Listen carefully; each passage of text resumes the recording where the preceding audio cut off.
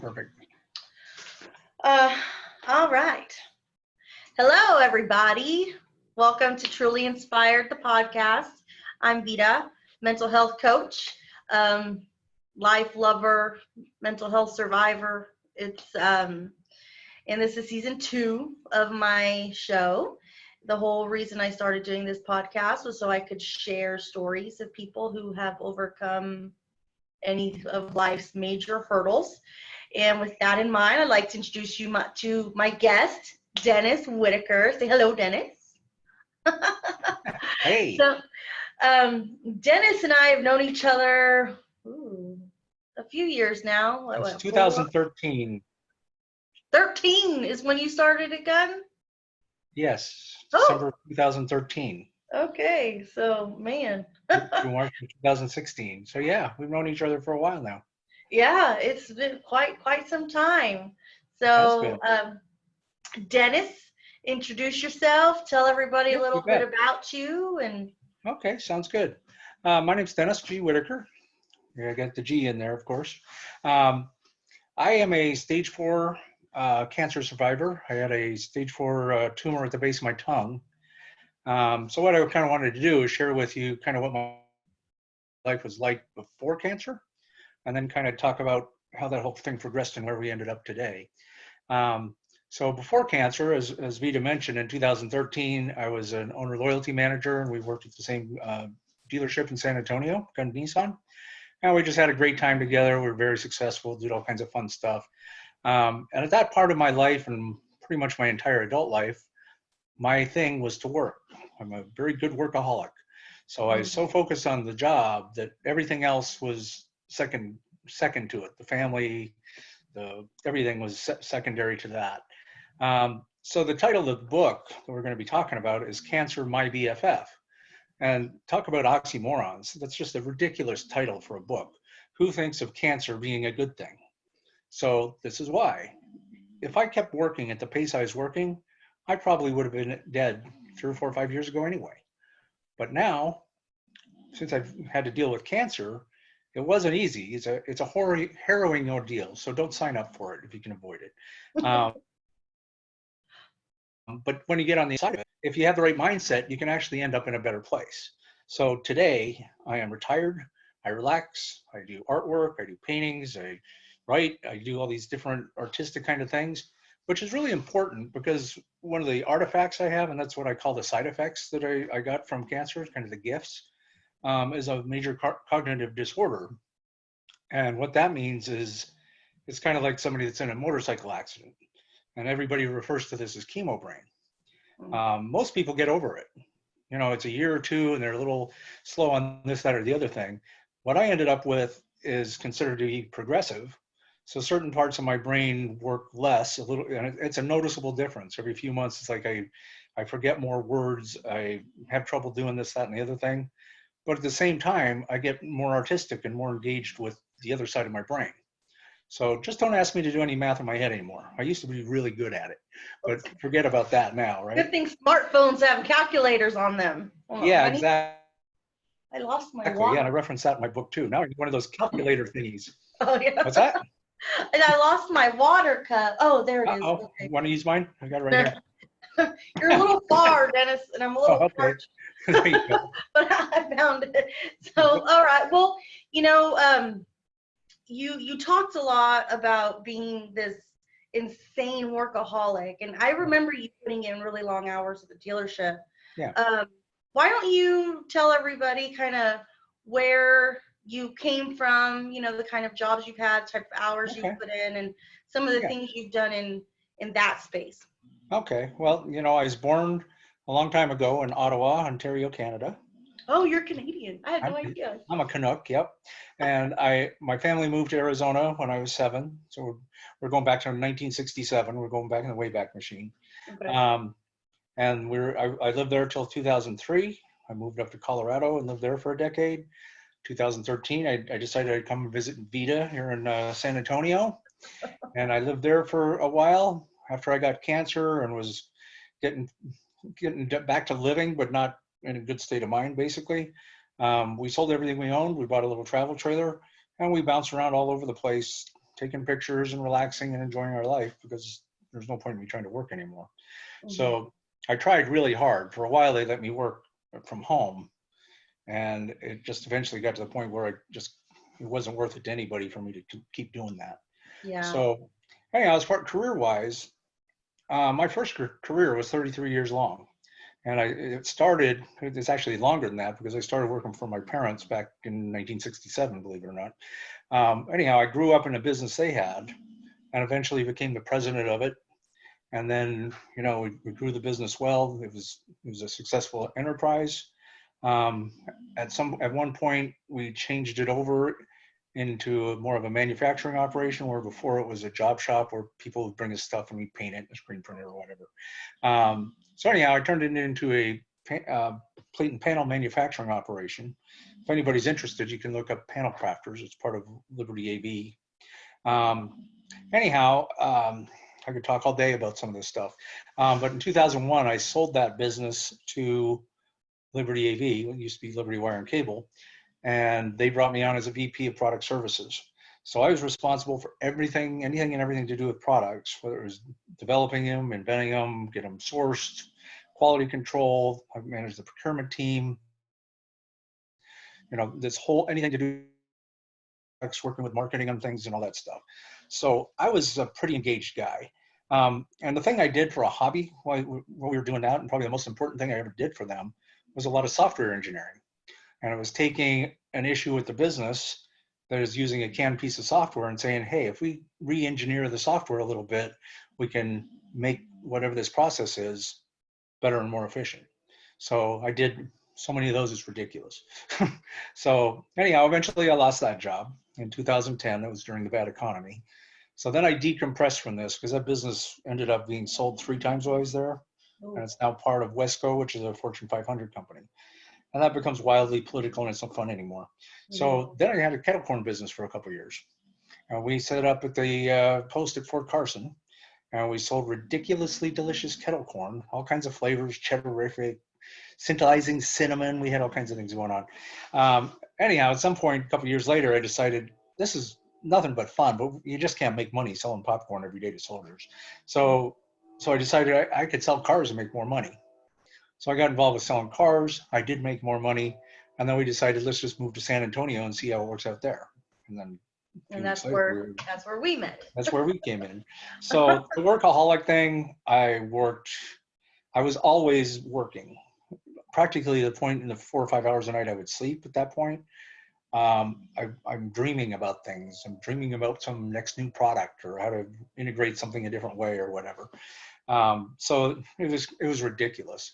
At Gun Nissan, I did all kinds of things with our buddy Derek did not think that I'd be Mr. Computer Guy, but I did a lot of computer work. I found a lot of lost money that wouldn't have been found if I didn't do what I did with software.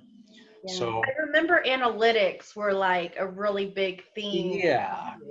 Yeah. So, and today, and we'll talk a little bit more about the cancer journey in the middle of this. But today, I avoid spreadsheets and databases. This is stuff that was just in my blood before, and I avoid it like the plague. It is nothing but an anxiety factory for me. So I don't get started.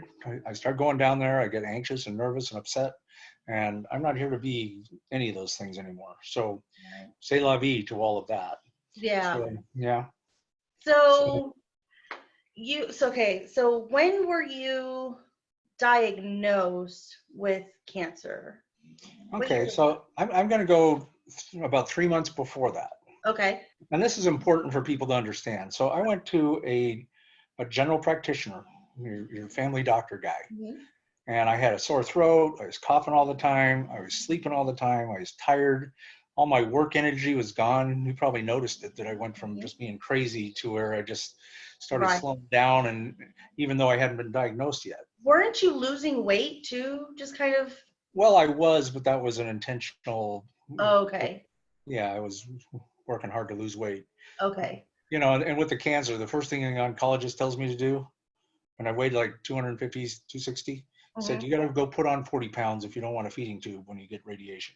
Oh my goodness. So now I don't weigh 250 or 260 anything, but that's another story. So anyhow, so I go to the doctor, and he does what doctors do with everybody that comes in the door. You know, he checks your breathing. You do the awe test thing and all this stuff. He does a strep test, and my reference to it is, and then he laughs me out of the office to make room for somebody that's sick. You know, so that was the end of that meeting. Okay. Wow. So, and I'm kind of looking at it, it's like, okay, if there's nothing wrong with me, there's nothing wrong with me. So a couple months later, my wife at the time said, you have to go to the dentist. I don't know which tooth in your face is dying, but it smells horrible. I can't even be in the same room with you. It's so bad. So I go to the dentist, and he checks everything else and says, well, it's not a dental thing. You need to go see an ENT. I didn't even know what that is. It's an ear, nose, and throat specialist, which I'm sure all of you know that already, right? So anyhow, I go see the ENT, and this was late February, and we talk a little, Oh no, Dennis, just a more advanced version of, what's that? we're breaking up. Like, Oh, so go back to when you said it was late something. You broke up after. okay. All right. So it was late February when I sat down with an ENT, and he talked a lot about acid reflux and these kinds of things, and he's convinced it was some kind of an imbalance chemical wise. But just because they like to do this, they snake a scope down your nose to see what's going on in your throat. This guy, the whole office turned into, you know, this haunted house. The guy turned white. He did not like what he sees. Oh. He is not the kind of ENT that deals with these things. So he pushed us out of the office. He's like, we're making appointments for you here. You got to go see this guy, and get the hell out of my office. So it's kind of the way that one went. Wow. It was about a week and a half later, I got to go see my surgical oncologist. Unfortunately, I didn't need surgery, so I still got my face and my voice and all this good stuff, which is fantastic. And at that point, they took pictures of the tumor. I don't show them to anybody because some people are squeamish about that kind of stuff. But I have the pictures if anybody wants to see them. Just send me an email. But anyhow, are they in your book? No, I didn't publish them. Yeah. Okay. If I make one person upset, it's not worth it. So,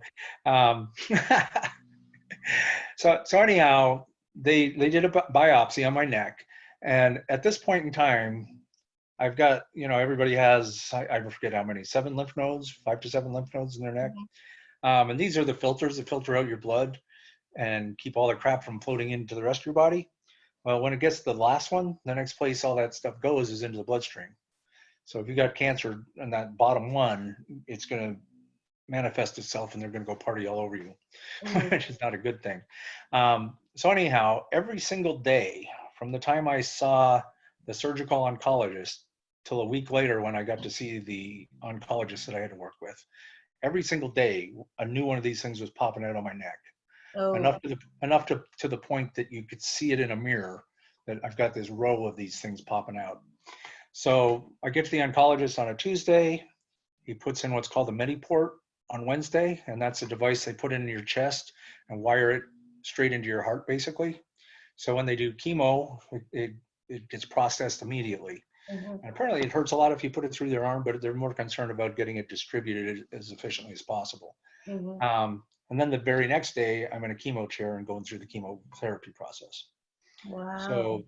So that whole thing, and you know, the emotions of this whole thing are nuts, you know, because in a very short period of roughly 2 weeks, you go from I'm working, I'm doing my best, life's pretty good, I wish I wasn't coughing so much, you know, and a week later, I'm coughing up some blood and some of these kinds of things. It's progressing very quickly all of a sudden. So what was your diagnosis exactly? Okay, I have what is called let me start over. It's a squamous cell carcinoma at the base of my tongue. Okay, wow. So it's way back, you know, kind of in your throat. And I think some people call it throat cancer, but that's what it's technically called. Okay. So, and here's another one of these important conversations we need to have. Most people get this disease from drinking too much. Well, other than that one semester in college when I was in the marching band and drinking illegally after the parties after the football games at ASU, I haven't really been doing a lot of drinking. The Mhm. next thing that causes it is smoking too much. I've smoked one cigarette, a third of a joint, and 3 Cuban cigars because when you're in Asia and somebody hands you a $70 cigar, you take it. Yeah. It's just what you do. I didn't smoke it well, Rude. It's but I rude did to go turn through it the process. down. What's that? I said it's rude to turn it down. Yeah, you can't turn down that, and you can't turn down some of the other things they have to offer.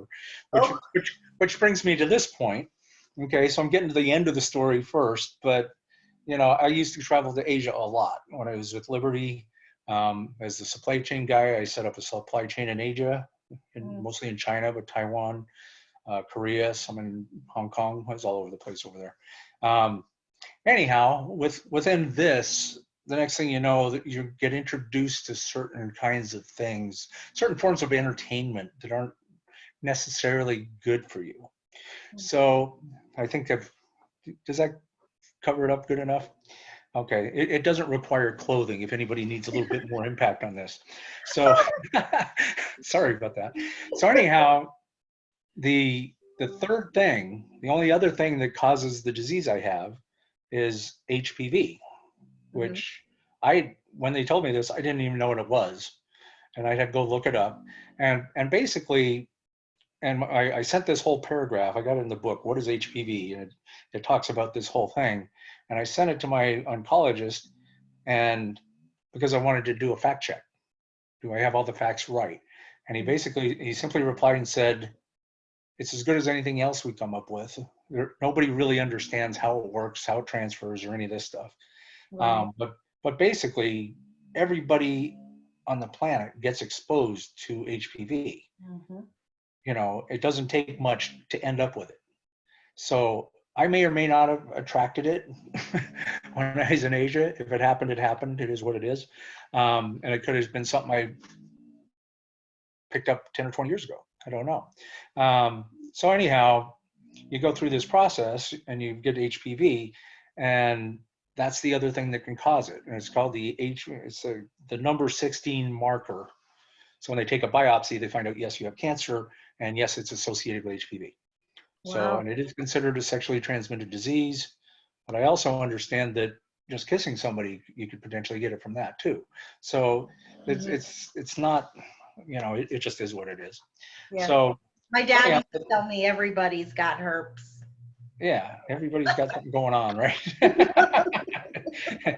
Everybody's taboo about it as they sit around their houses going, how'd this happen to me? Right. So anyhow, so that's kind of how I went through that process. And I had fantasies at this time, not that kind, but the other kind, where as my old workaholic self, I'm looking at it that, because I had to work from home because I was I was a VIP, very immunic, I need to see how my brain doesn't work. Anyhow, in other words, incredibly susceptible to anything that's floating around. Right. So Basically, I'd be quarantined. yeah, you get to go to the doctor, and then you get to go back home, and then you can come back to the doctor a week or two later, whatever. Um, so anyhow, you can kind of see how that progresses. Mhm. Um, where did I leave off? Vida? Um, Sorry, I lost myself. you were working from home and you were having I did that. fantasy.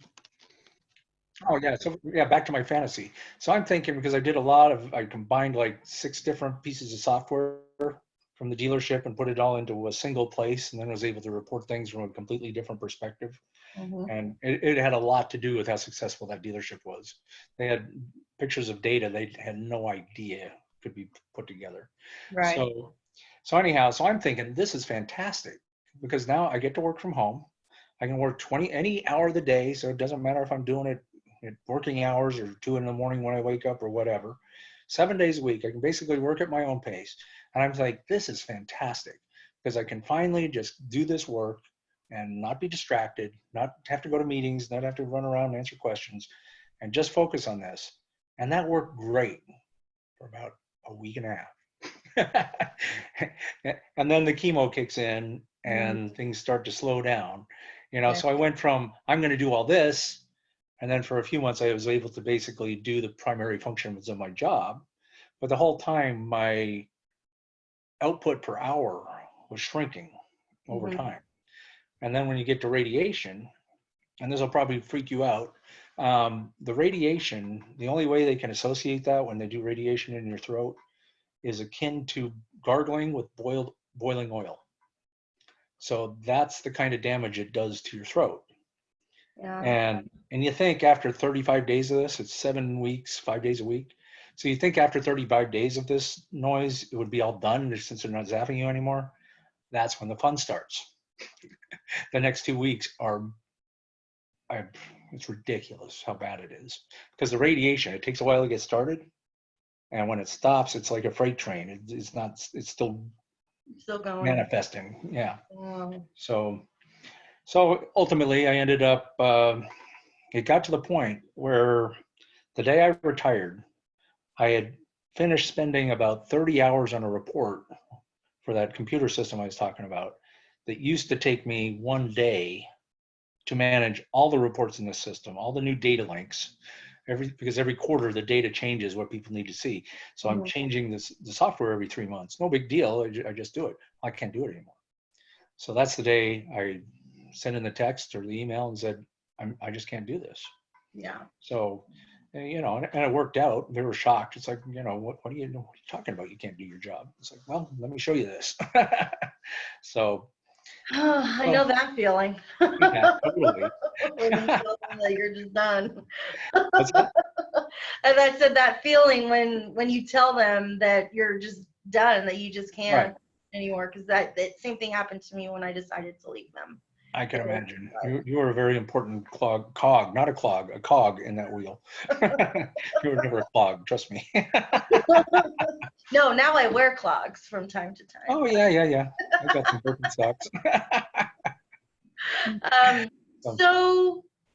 So talk to us about, the journey of becoming an author and writing a book about very cool. why you decided to share your story in Right. a vulnerable way. All right. Well, where this started, and I'm going to read one of these little quippets to you. And I started writing these little things, and I'd send them to people, and they'd say, that's amazing, or that's great, or because they're all observational stories about something. And I've written about 100 of these things, and they're all over the place. There's no structure to how they're organized or anything. It's just, I see something, I write about it. Anyhow, they're called quippets, and I consider it to be a writing style of my own invention. I've never seen it anywhere else. I don't think I need to visit the patent office to validate this, but anyhow, I'm just going to read you a quick one. Okay. And hopefully it'll tickle your fancy or tickle your something or another. Give me a second to find it here. As long as you're tickled, right, Vida? Me and all our viewers. Hopefully there's a lot of them. Okay, so in the book, I have put 4 of these quippets. Why can't I find this one? I'm sorry. I thought I was so organized for this. Well, it is no worse than me not being able to stream this live on Facebook. Fair enough. Okay, so this quippet, the title is The Art of Faux Fishing. So if you're a QVC fan and they've managed to make a faux, not real object to seem like it's the best thing you can possibly get, they're amazing at that. So I decided to kind of look at this art of fishing as through QVC's eyes, so to speak. Okay, and they all follow this format. So it goes like this. So I'm going to be reading instead of looking in your eyes. Okay.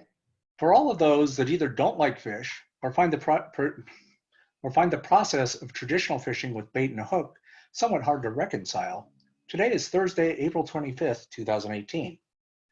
When I was a kid, Dad, my brother, and I would end up on a party fishing boat in San Diego. We had a lot of fun, and while I don't care to eat the fish, I was more than happy to do my best to land a fish of any size. We tried fishing in a few Arizona lakes, and the only thing I caught there were tiny sunfish. Later in life, Dad and I went on a charter boat in Kauai in hopes of landing a marlin that we could have mounted and hung on our living room wall. I had one on the line, got strapped into the chair, and promptly did exactly the wrong thing as the line snapped.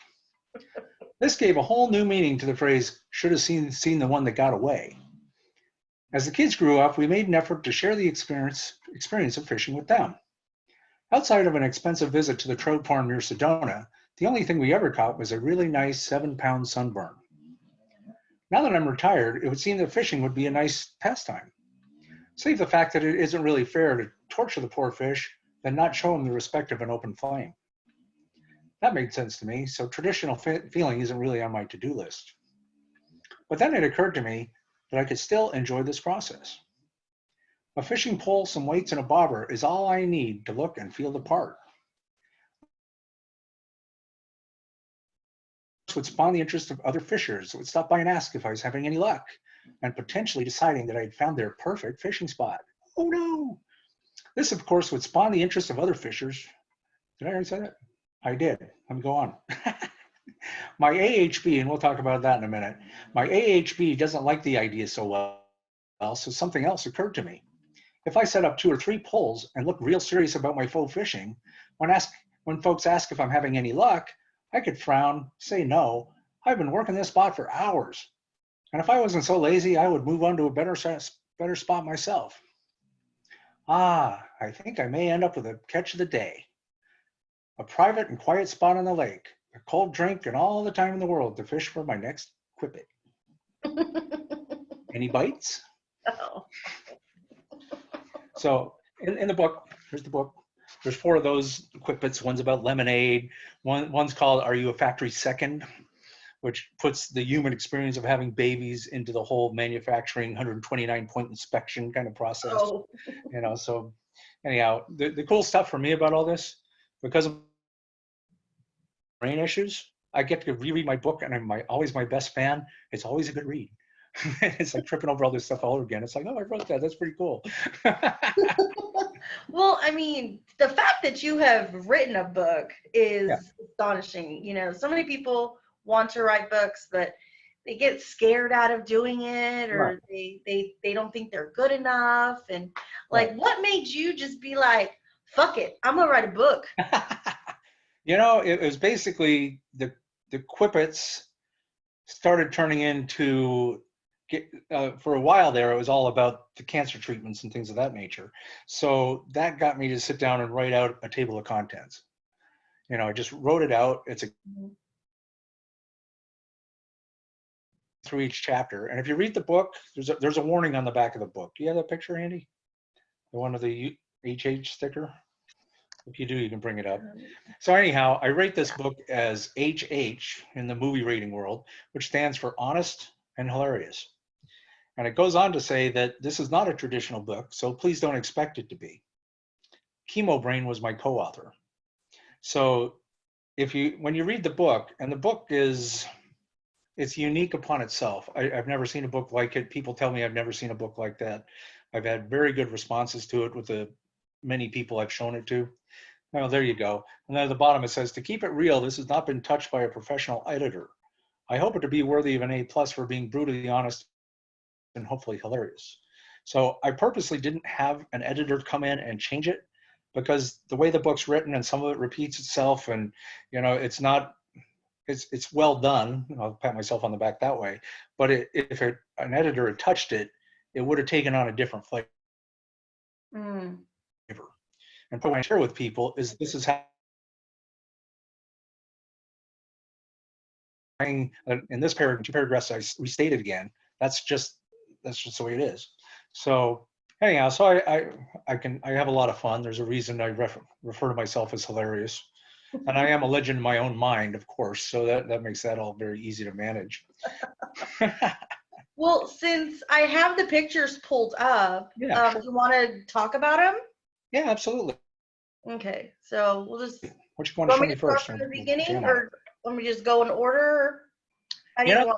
This is perfect. We'll just take them as they come up.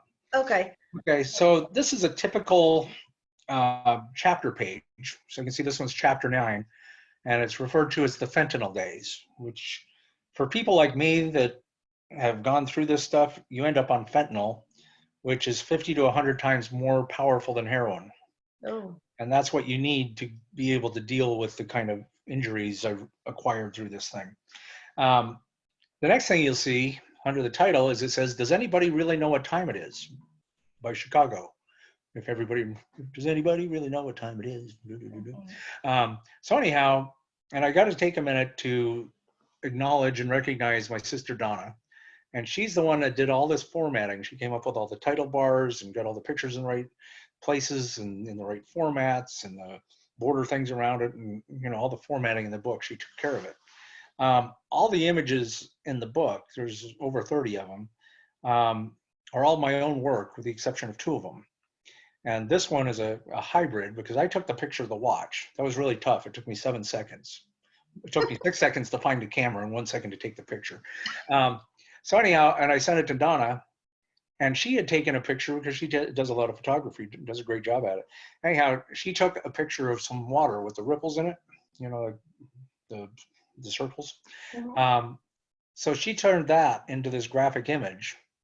And then the center of each one of those water ring things, she'd put a face of the clock. And I don't know if you can see it in this picture, but all the clocks are pointing a different direction. So it ties back to, does anybody really know what time it is? Which also ties back to the fentanyl days because you're stoned. The last thing you're thinking about is whether the sun's shining or not, or whether the watch says it's this or that. You're just kind of going through the motions. So that was a combo job on that one. And there's another picture my new wife took because she was on the right side of the taxi cab to get the image I wanted. So she gets her name on one of the pictures. Everything else is my own work, all the paintings, photographs, and all that. So, yeah, you like that? I do. So, okay. Oh, okay. So I see where you credit yourself for the watch face. Yep. And then you credit your sister. Your sister's Donna. Yep. And she gets, that's awesome. That's amazing that you're giving people credit where credit is. Absolutely. Yeah, I can't even imagine how many hundreds of hours she put into this. Yeah. That's awesome. So this picture. Talk to me about this guy. Okay, so this guy's Tommy the Tumor. So when we look at the title of the book, Cancer My BFF, the original thought, and that's the immediate title I came up with the book when I started to write it. And it was, you got to manifest where you want to end up, regardless of your circumstances. You want a better job, you want a better house, you want to be alive in 3 months, whatever these things are. So I immediately started at that point, being an optimistic optimist, looking at being on the other side and being in a place and time that my life was actually better than it was before I went through any of this. So that was my intention. So the Tommy the Tumor project, and the very first page of the book is the original painting that I did with a couple of buddies of mine. That's well, it's my daughter and a buddy of mine. I don't think I sent it to you, but anyhow, it's a painting that I did when I was going through chemo, and I just closed my eyes with a pencil and did this bit. And when I got done with it, I started filling in some of the colors, and it immediately started looking like Tommy the Tumor. And by the time I was done painting it, I'd already given it a name. So this represents the tumor I had in my throat. And the best friend part comes in, and there's a upcoming children's book, and it's very short and sweet, and it's all about helping LJ, little Johnny is the character's name, to be able to look at his cancer as a friend instead of the enemy, and to give his tumor a name. And the sentence is something to the effect of, somebody that you can talk to, work with, and help each other to go on your own path, something to that effect. So anyhow, so that's where the image comes from, my buddy Tommy the Tumor. And this whole thing has just kind of evolved over time. And it's a funny thing because all the bits and pieces of the puzzle just keep clicking in on practically a daily basis in some of this stuff. And it's expanded so far beyond just a book. From a business perspective, I now call it the Tommy the Tumor Project. And if you want to bring up that next picture that has me in well, there's the cover of the book. Cover of the book. Yep. You want to talk about that? Go ahead and get the one where it has the plush toy with me. There you go. Here we go. Okay, so I had somebody make a plush toy of my Tommy the Tumor. And this thing's huge. His head's bigger than I am. So anyhow, but the point being, when the time's right and the cash flow is available to do such a thing, this plush doll will be turned into an 8 or 10-inch plush toy that can be combined with the children's book. We're also going to have a coloring book that follows the children's book. So it's this whole thing about kids. And one of the coolest things that's starting to come out of this, and you never know where things are going to end up, but I'm talking to a volunteer that works at the Atlanta Children's Hospital, and they want to talk to me about putting together little video shorts with Tommy the Tumor, so kids can go in and understand that they've got this thing going on. They're going to get a shot today.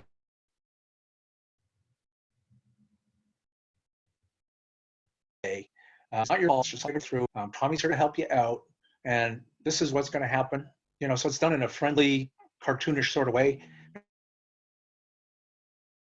And hopefully the fears of going through it kind of go away, and they know that the people that are taking care of them are there because they care and they love you and they want to make you better. So you can just imagine that, whether it's a shot or an MRI or chemo or whatever, 50 different procedures a kid might go through that's dealing with cancer or anything else. So that's where that's going. I've also got a stress ball in the works, so they're usually round balls with a logo. Well, it's going to be a Tommy the Tumor shape. This color, it's exactly like him. It'll sit on a desk or whatever, and you pick it up and go up to your heart's content.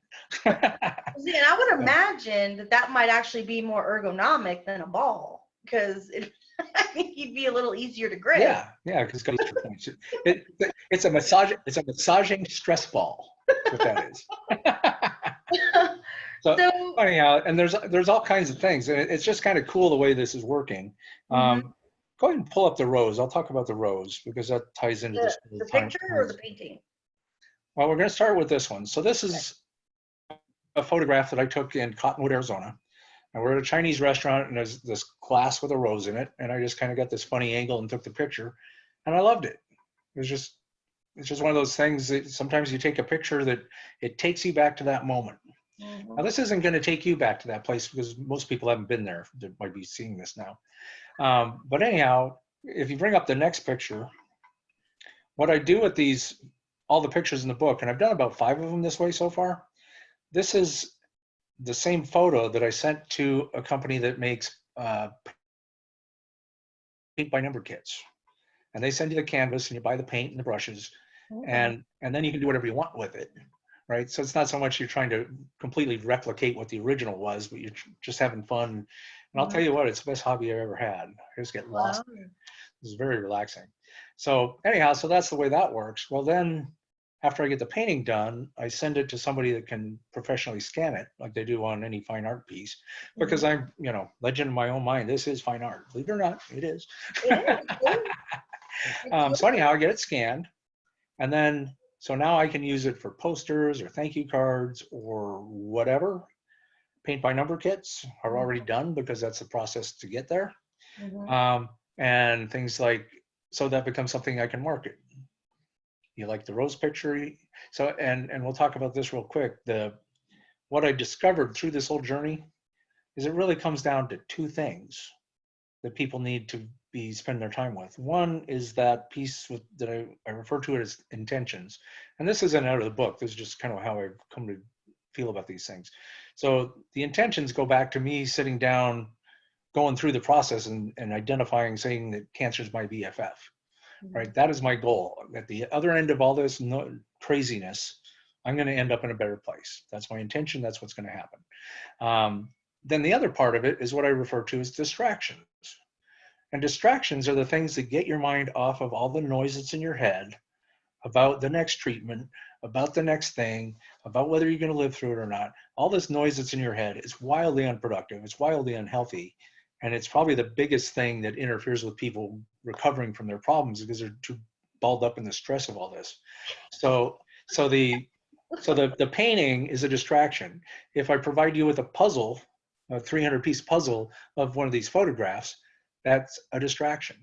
The stress ball is a distraction. The plush toy is a distraction. Whatever these things are, they're things you have to do with your hands and your mind and that keep you away from all the noise. So, and again, these things are just clicking into place. So that's what that room. That's the story on that.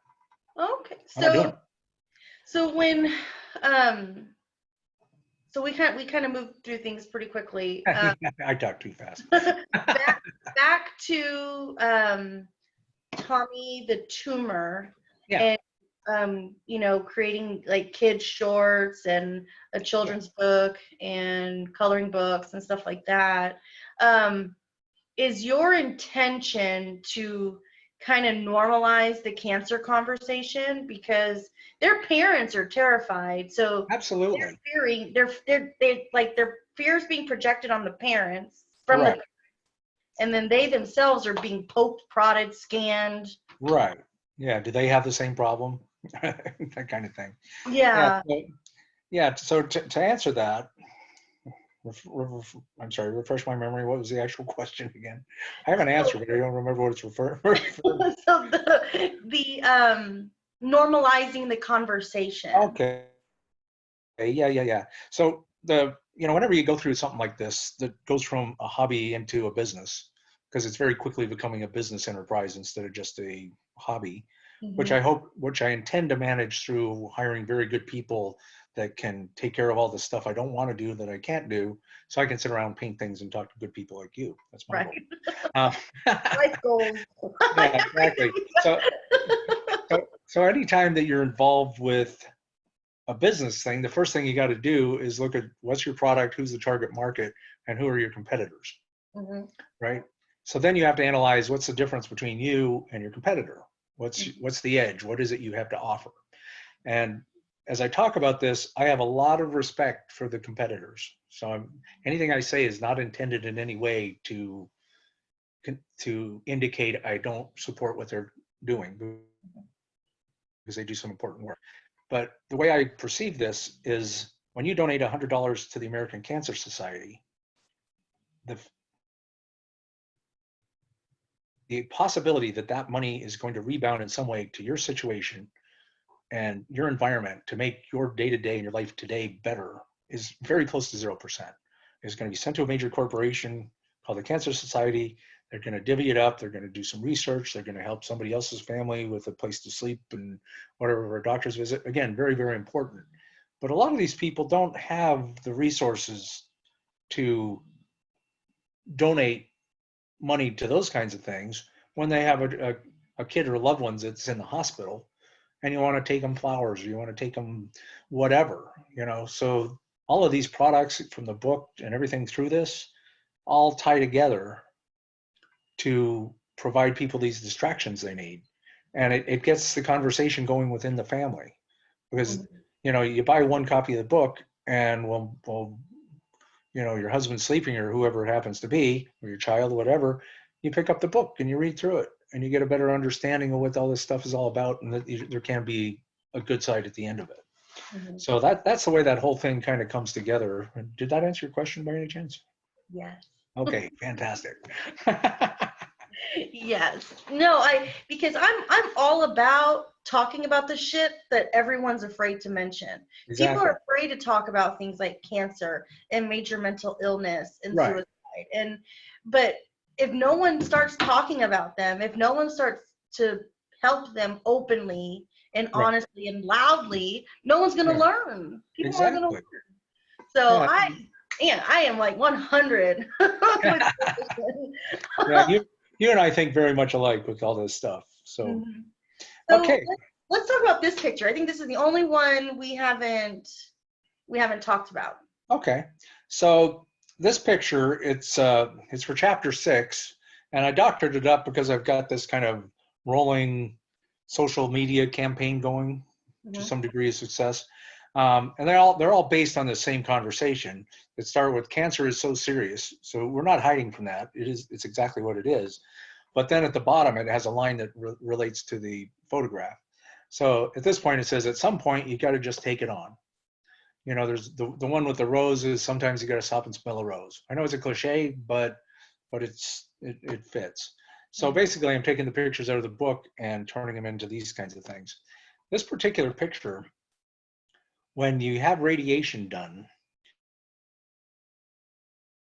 it's very when they point the juice at you, that it hits the area that needs to be tackled. So they go through PET scans and CAT scans, and they go through all these things to make sure they know what the tumor is, how big it is, where it is, how deep it is, all this, it's math beyond my capabilities.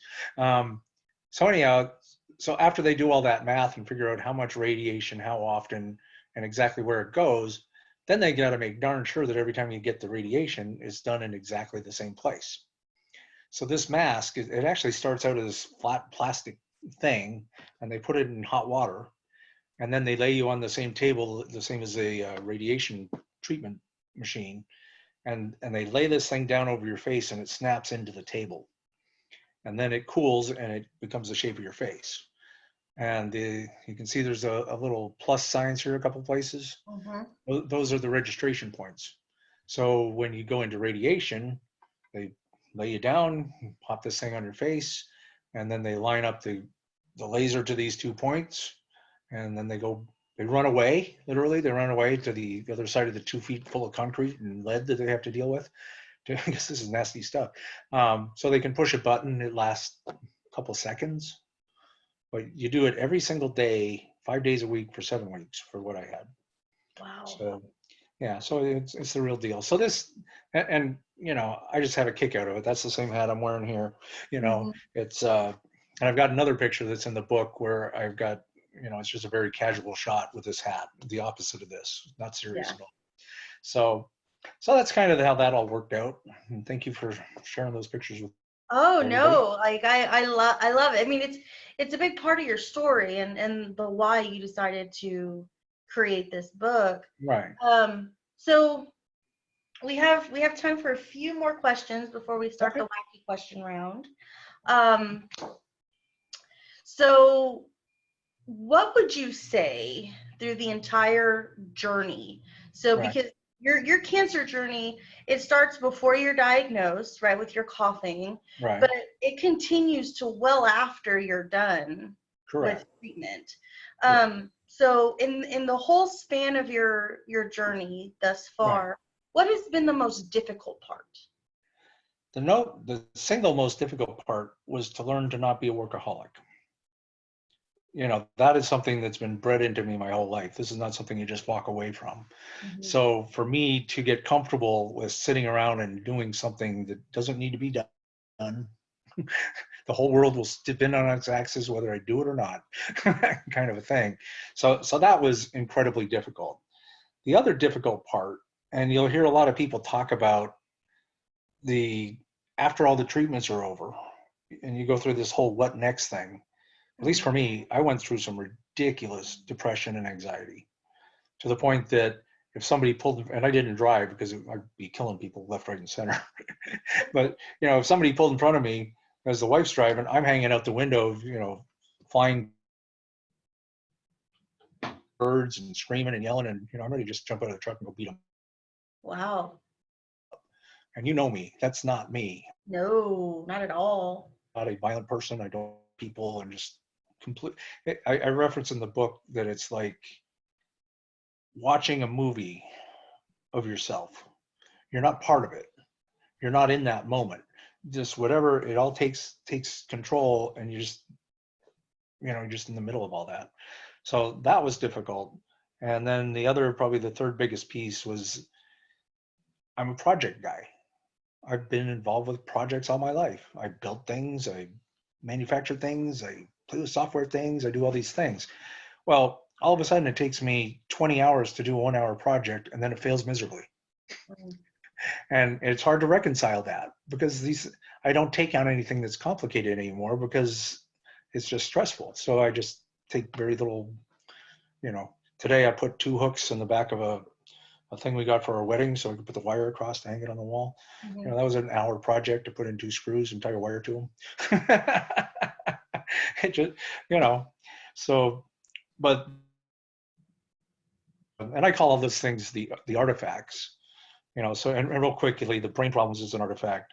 I'm getting past it, but the anxiety issues that I had, and I still have this, if I go to Costco, and it doesn't matter when you go to Costco, I feel like everybody in that store is out to get me. I'm constantly feeling somebody coming up behind me. I'm like rudely getting out of the way and telling them to get the hell out of my way because I don't want anybody behind me because they're going to run into me or hurt me somehow. And I'm just petrified, which is weird because the bigger the crowd, the better back in the day. It's like Right. there's lots of energy in Costco today. Let's go when it's busier than any other time because everybody's happy and spending money. This is great. So anyhow, so that was a big change, and I still don't like going to Costco, but Yeah, I don't care if I go to Costco or Sam's at all, period. My right, mom drags me once every 2 weeks and I don't yeah, care. it's a sentence, right? It's just madness. It's crazy. The Right, line, the parking, like, no, I'm good. I just don't yeah, like so I don't like it's just I think it just as you get older, as you learn more, as you go right, through it, you just start to be more honest about the things you just don't like to do. right, exactly. And then just stop trying to fake it. It's like Yeah, that's just exactly. like Yeah.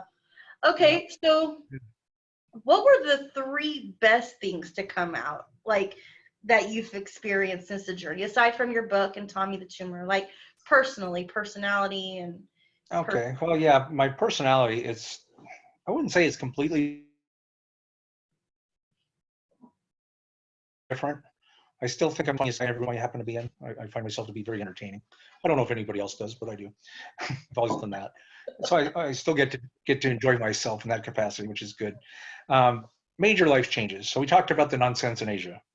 Mhm. Well, something about going through something like cancer, you get to the point that you don't want to die with a bunch of noise in your head. And one of the chapters is called the guilt, anxiety, and loss of control. Mhm. And for me, the guilt was that I did things while I was married that I had no business doing whatsoever. Mhm. And we danced around it for 15 years, but I never came out and said I actually did it or whatever. It was just Right. she'd implied that I was doing it and whatever. Um, so the bad news is after 33 years, and I tell her this, she says, I can't deal with that. So we have to get a divorce. So which is it's devastating. It's a hard thing to go through. But in the end, I have a new woman in my life. She's completely different than the other one, who is amazing. I have nothing bad to say about her. Still the best of friends. We talk to each other by text every day and on the phone every couple of weeks. And we have two adult children together, so there's things to talk about all the time. Mhm. Um, but anyway, so now I got to meet somebody else. My dog's rocking the chair over there. Anyhow, I got to meet Cole, who's my current wife, and she has a daughter that's 12 years old, plays trombone. I was a music major for the 1 year I was in university back in the day. Um, so I played trombone. She plays trombone. Just a great kid, 12 years old, goes to junior high. We just have a good time. Mhm. And now I get to live in DeRidder, Louisiana, 10,000 people, roughly. There's a super Walmart and a couple of competitive, glorified Circle Ks that they call grocery stores and stuff like that. It's a very small town. So the pace is exactly my pace. There's not a lot of traffic. Nobody's in a hurry to get anywhere. It, it's a different way to live. Mhm. That's awesome. So it's good. Did I Very give you cool. three yet? Let's see. You talked about your new wife and your new stepdaughter and your new town. Right. Yes, Right. there's three, and those are three big things. Yeah, definitely. Yeah, so life is very good, and we get along better. We get along differently. Mhm. There's more fun and teasing and tickling and that kind of stuff. It's not all so you know what are we trying to accomplish today, which was a Right. sort of fact of my work, of course. But Yeah, and it's funny. We build these lives for ourselves, and sometimes, it takes catastrophes happening for us to realize right, that it's just not working. It's really right, not the life you really wanted. You yeah, just and so I get it. The universe pushes us to do things that we don't necessarily want to do, but that are right, really good for yeah. us. So one last question Okay. for if you could give one piece of advice to people who are either going through what you went through Right. or their support people, what Okay. would you tell them? Well,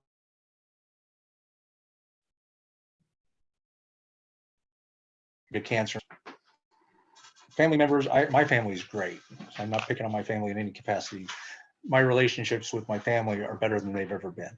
So, but a lot of people don't feel comfortable with it. And since they don't feel comfortable with it and they don't know what to say, they don't show up. So they end up having cancer can be a pretty lonely place to be at times. So, and when you know how it is when you're sick and people act differently around you, and it just gets weird. So if these caregiver people and the friends and loved ones would just kind of forget all that noise and just go have fun with their loved one, and just and they change and they're going through tough shit, but it is what it is. Just man up, so to speak, or woman up. Get it out, get it done. So there's that perspective. As far as the patients themselves, and we talked about it before, it's get your mind busy doing something else. If all you're doing is saying, oh my God, I have to go through another chemo and I didn't like it last time and I got sick and this and this and this, that is completely negative. It's just burying you and your whole situation. And some people get to the point where they won't finish chemo or can't finish chemo or radiation because it becomes too much. Well, and I can't talk for everybody. I'm not a psychiatrist or psychologist, but I do understand that if you have positive thoughts and positive imagery, it has a positive outcome. It has a much higher chance of having a positive outcome. So getting the right mindset from the get-go. And, I'm a big fan of naming your tumor. I called mine Tommy. You can call yours Julia, whatever, doesn't matter. But, it's all about turning the problem into a friend. It's no different than when you're in grade school and you hate this other kid, right? And it's like bang, bang, bang. You just hate each other all the time until something happens, and they have an actual fight. And the next thing you know, they're sitting in the office together and they have nothing better to do for 20 minutes waiting for the principal to get to know each other. Right. It's kind of like that. Get to know your tumor in a good and positive light and work with it to get on the other side of it. So that would be my 2 cents in on it. Okay. How's that sound? That's awesome. Well, we have already been doing this for about 45 minutes now. So just got started. My question for you is, do you want to do the 10-minute wacky question round? Oh, I'm all in. I'll just share one last thing about the book. So this is and it goes like this. My daughter was the oldest kid in school that still believed in Santa Claus. Seriously. I still believe in Santa Claus. Yeah. I'm about to be 35 years old, and I still believe 100 in Santa. So very, very near the end of the book, I talk about that. And I'm not going to tell you what it is, but there is a way to psychologically damage your child for years following this process. And they will come home one day when they're like in 6th grade, everybody's past it by then, saying, nobody else in school believes in Santa Claus and I still do. And so I don't believe there's a Santa Claus anymore, but I don't understand what you've been doing. I don't understand how this worked. Oh, it was fun. So, okay, wacky questions. I'm ready. Okay. I'm going to set my timer. Okay. You have your questions ready? Did you get some? Are you shooting for you? I've been so busy, not doing that I didn't have time. But I'll come up with some. I'll bounce them off. You'll come up with one, and I'll reverberate something around that. Okay. So timer is set for 10 minutes. Proof positive. All right. So I'm pulling my questions from a website called Mantelligence. Okay. Mantelligence. Talks about what's that called? Doesn't make any sense. Mantelligence. Okay, why? Oh no, it froze on me. Oh, here it goes. Okay. Do you count your steps? Do I count my steps? I never count my steps. However, from time to time, when I feel like wearing it, I've got a Fitbit. You do have a Fitbit. Yeah. So I have a device that if I choose to use it, will in fact count my steps. But I have nothing to do with it other than putting this device in my hand. I don't think it meant literally. Okay. All right. Cool. All right. Your turn. Your turn. Okay, so when you count your steps, do you worry about how accurate it is? Like, is it measuring your actual stride, how many steps you're taking, the actual distance based on the GPS coordinates? Do you think and worry about how accurate all this information is before you go proclaim to the universe you got 47 steps in today?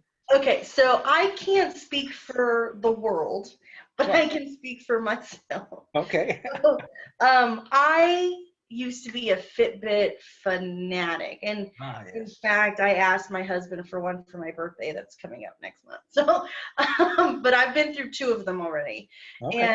and I used to. I used to go to spin class. I don't know if you remember when I was doing spin class when Yeah, we yeah, were. yeah. And Yeah. I would literally put the Fitbit on the little stirrup of the spin bike so Okay. it would count each stride. So Right. by the time I would leave spin class, I already had like 7,500 steps. I didn't need to do hardly shit Right. for the rest of the day. Yeah, you got So 2 miles in already. so and then I would if I was in my office and didn't have like the time to get up and go walk around the parking lot like I used to do, Yeah, yeah, I I remember would do I would do like in my chair and trick it again. that. Right. So I don't know how accurate it is, but I do know like there is like this huge sense of accomplishment when it gives you the little fireworks and it's like, oh, you did it. Right. Get up to 1,000 steps. You've actually been doing something. You did it. Bing, bing, bing. Yeah, because it does work if you just go. Well, now they have the Yeah. ones with the heart rate, so those might be a little Right. more accurate. But the ones that didn't, you could definitely trick that way. Yeah, absolutely.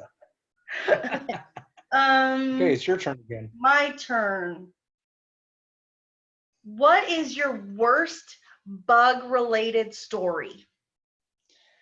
My worst bug-related story. Mm-hmm. Wow, And you you have were 10 of in those a Asia. day in You have a Louisiana. You lot of do. them. What's that? I said you lived in Asia, so you should have a lot of them. Well, okay. Yeah, let's talk about the guy in Asia. So I didn't live there, but I traveled there.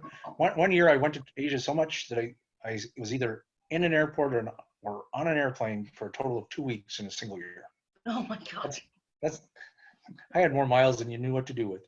Oh my But anyhow, and I went visit a lot of factories as a manufacturing supply chain guy. god. So we're in a furniture manufacturing woodwork, and we're going up the stairs, and one of the people that worked there grabs a cricket off the wall and eats it.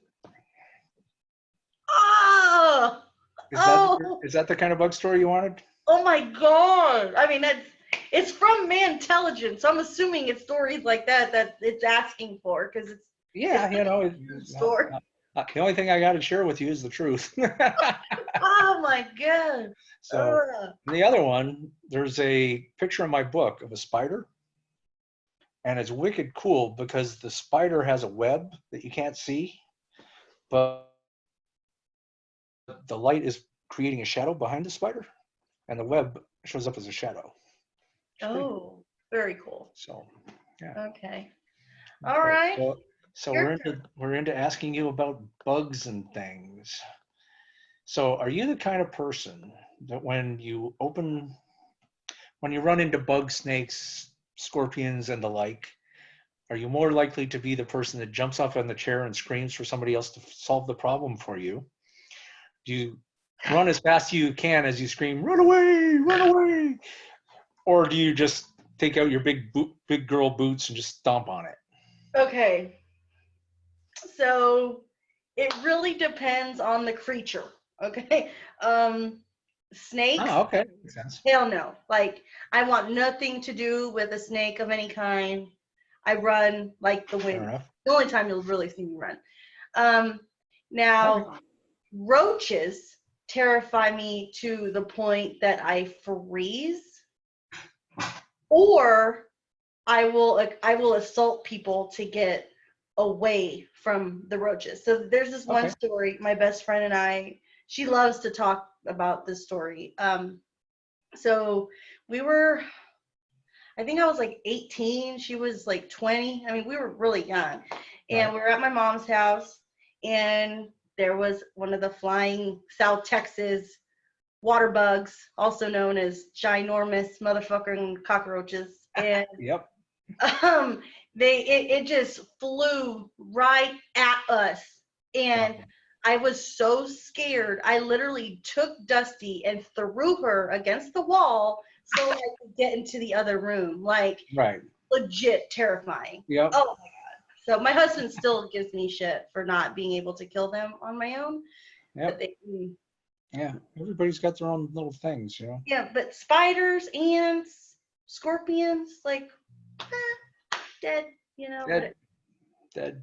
yeah, dead. Yeah. Exactly. All right, let's see. Let me think if I can come up with another one. Oh, here's one. What's the cheesiest movie moment or line you can think of? Cheesiest movie moment or what? Line. Oh, well, do you ever watch American Pie? Yes, love that movie. And there's a line, and they're all in the band, right? Hmm. And the girls are all sitting around the campfire, and Hmm. the real skinny girl says, "I had an orgasm once," right? You remember? Hmm. And all the girls stop and go, "Wow, that's amazing." And then she says, "But I was alone." Does that count? Yeah, I mean, Yeah. Okay. it's whatever you deem Yeah. it to be. All this is subjective. Yeah, So, exactly right. So that's what came to my mind. I don't know why. But hey, that's all good. All yeah, right, we your still have turn. one track mind. What can I tell you? Okay. So I need to ask you. No, I asked you a question. It's your turn to ask me one, right? No. No, I just asked you about the cheesy movie line. It's your turn to So I ask need to me. ask you a question. Yes. Okay. So in your mind's eye, who who do you see in the public sphere as being like a wildly sexy dude? Um. Ooh, that is tough because it has morphed over the years. So it Well, used yeah, of course. it used to be John Travolta. Like, I Right, love of John course. Travolta right up until he did Basic. I mean, really, right up until he went bald and what, Okay. taking Pelham 1, 2, 3. So after that, I would have to say probably Zac Efron. Like, there's just something about like the way he looked in The Lucky One that just, I was like, oh Lord, oh Lord.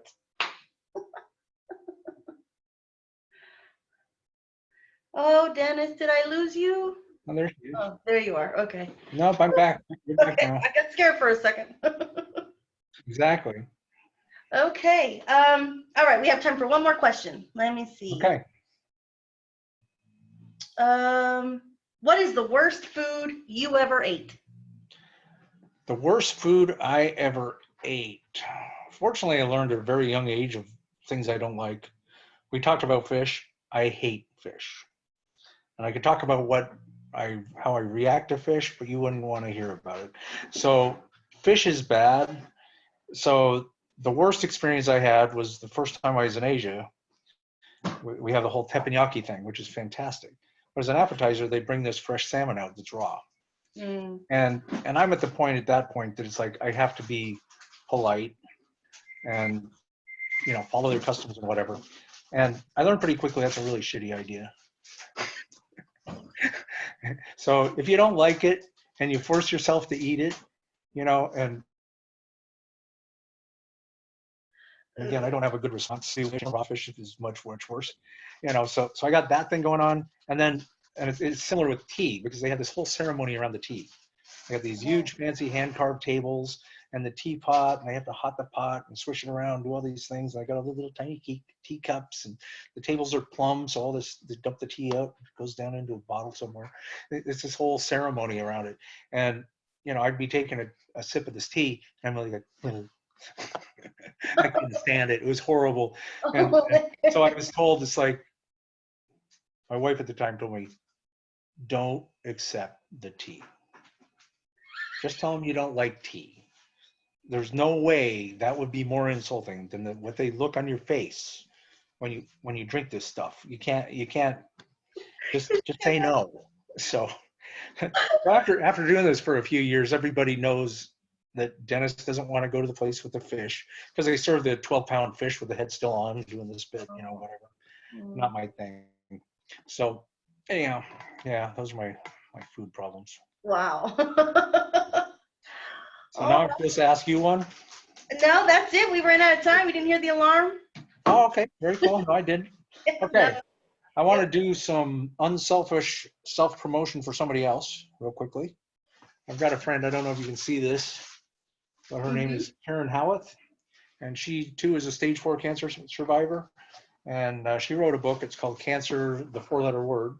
So you can pick up yourself a copy of that if you're interested. Her story makes mine sound like I spent this whole time in a playground. Oh, wow. So, and she's got a great story, and she's coming at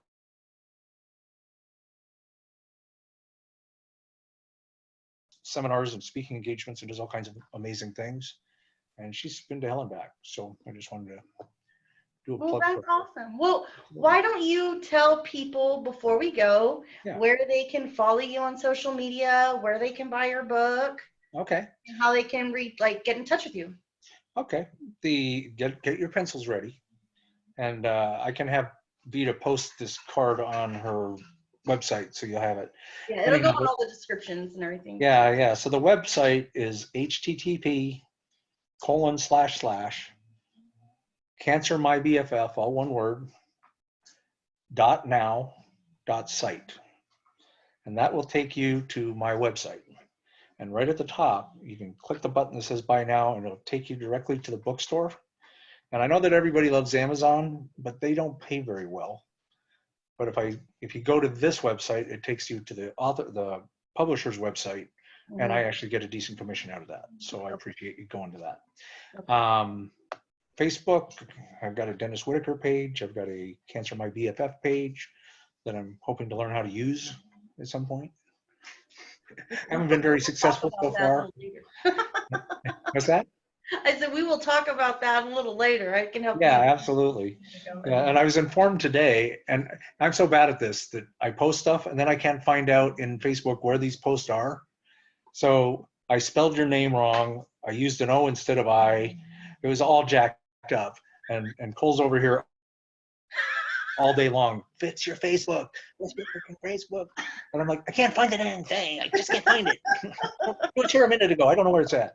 So anyhow, so you can follow me and like me on those environments. You can find me on LinkedIn. I've got a Twitter account. I've got an Instagram account, but I don't know anything about these things. I just happen to have accounts. So again, I need to find somebody who can do all this stuff for me because I got better things to do. Okay. But, well, yeah. I'll get all the handles and everything, and I'll put it in the descriptions Awesome. for YouTube and Facebook and everything, so people can Excellent. reach out to you. Okay. Thank you, everybody, for tuning in and watching Truly Inspired podcast. We will have new episode posts every Thursday at 3 p.m. And hopefully next week we'll be able to do this live. I'm sorry, Dennis, that it didn't happen for you this week. No worries. Most of my life. I think we talked about that. But we can always go live together another time too. Absolutely. Now that I have Look forward to it. once I figure out how to get it right. So thank you so much for inviting me. I had a very good time chatting with you tonight. Oh, thank you. I'm so glad. I'm so glad you had a good time. I loved hearing your story and showing everything off. Do you have any last words you'd like to tell our internet viewers? Internet viewers, we talked about HPV. If you have kids, make sure they get the shot. It's the world's easiest thing to do. You get a shot and you don't get this kind of cancer. So you don't get HPV, so the HPV can't cause the cancer. So do that. You got to breathe. May as well enjoy it. It's the tagline on the book. No matter what circumstances we are in, our body and mind are not going to give up on us until they're completely done with us. So you got to breathe. Why spend all your time being miserable?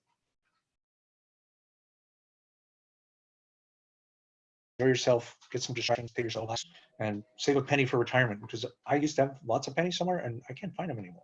So now I got to sell bunches of books. So thank you for helping me out with that. All right. Well, then, thanks, everybody. See you next time. Bye-bye. Thank you. Bye.